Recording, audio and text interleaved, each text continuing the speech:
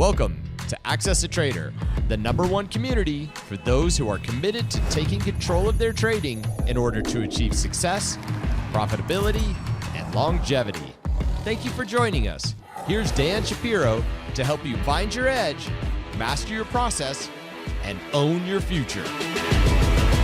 How do you determine if a price will break through or bounce, reject off of?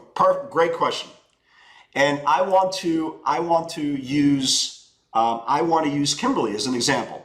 Kimberly, if you guys remember, Kim asked on Friday, right? Kim asked on Friday, hey Dan, what do you think about Merck for potential bounce? You guys remember that? Fantastic call, Kim, right? If you guys remember, and first of all, how great is that? If they could actually have a pill, right? Have a pill for COVID versus a shot, I think that's phenomenal, right? How many guys, it's much easier to take a damn pill than to get poked. First of all, that's phenomenal news. But again, you know, who knows how the stock is going to react. So if you guys remember, let's take this out of the way, okay? If you guys remember, and for you guys who are joining us for the first time, when we talk about a 60-minute bounce, you see this, guys, everybody see this orange line? Do me a favor, just type a 1 in the channel. Everybody see this orange line here? This rising orange line? Okay. This orange line represents the highest probability of a stock bouncing, okay? Because this is the whole macro trend for the day. Not for the, not for the movement and duration of the interval of the stock, but for the day, okay? For the whole day. And there's a high probability, okay? There's a high probability that if a stock comes into that level after the initial really, really big move, that this level, okay, there's a high probability that emotional sellers or eager shorts or uneducated shorts are going to come in and meet technical buyers. Raise your hand if you're that technical buyer, right? That's us, right? We're the technical buyer. So the key for this area here, and remember, this is a moving average, okay? This is not a concrete wall that the bounce has to come at 81, okay? If you guys remember, Kim said 81 was the bounce on Merck, right guys? You guys remember that? She said 81 is the bounce on Merck. But remember, it's an area, okay? It's an absolute area. Maybe it bounces 81.08, maybe it bounces 80.75, it's an area. So what we do on bounce plays, we call it the remount, okay? And what the remount basically means is once the stock goes through, right? There's two things that could happen. Sometimes the stock stops, right? Sometimes the stock literally stops at the bounce area at the moving average. And if you guys remember, I missed a $4 bounce on Tesla this week, 3 cents away from my bid. Okay, nothing more frustrating than watch Tesla go $4 when you're bidding 3 cents below where it bounced from, below the bounce. It happens. It's frustrating. It happens.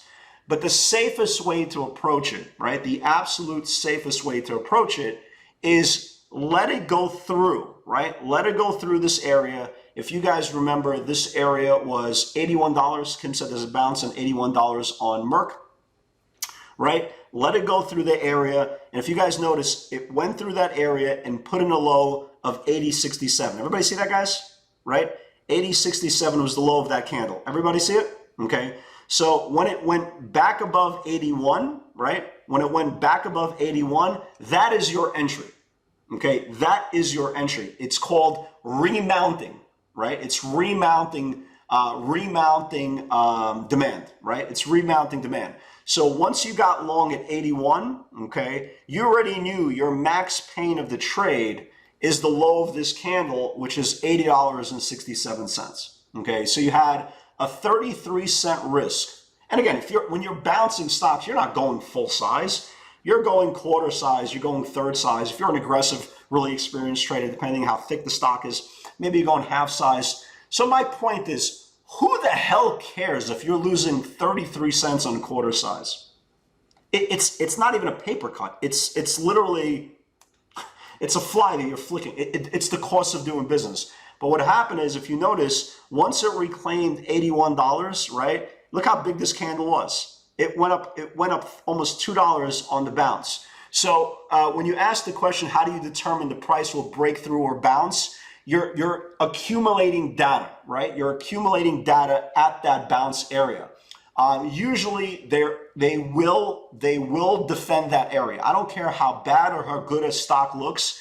When you come into a moving average, whether it's whether it's a Bollinger Band, right, Afra, whether it's a Bollinger Band, whether it's anything, a linear regression line, they all have pretty much equal balance of determining how good or how bad the stock will react in that area. So you're making a determination on that price level. If it starts building below, right? If it starts building below right away and it doesn't remount, you know the sellers have control. But you're not buying it anyway until you get at least an initial move that blows through the supply anyway and then reclaim. So you're not trying to sit there and go, well, the stock is not moving, the stock is not moving, the stock is not moving. You shouldn't be in the trade anyway. You should let it, the safest way, let it go through, right? Let it go through. And when it jumps right above, that's when you're getting long. So that's when you're making your determination of how weak or strong the bounce potential is. Because realistically, and you guys know this, especially when we trade Tesla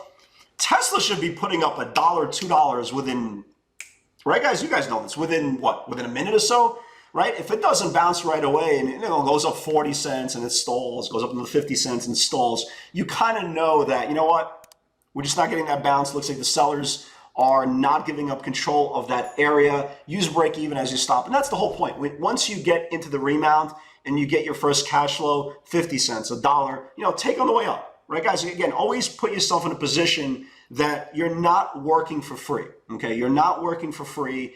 Train yourself mentally that every single trade, I don't care if it's a pivot, I don't care if it's a bounce play, if it's a rejection play at that area, it doesn't make a difference what it is. Always train yourself. You're putting yourself in a position. You got into the trade, you put in the work, you did your due diligence, you did your research, you're entering the trade properly. Pay yourself on the way up. I don't care if it's enough to buy you a sandwich. You deserve to get paid. We're not into the hoping and praying business it goes. We're in the reactionary collecting data business. Okay, guys? So it's very, very important to understand that course of action itself.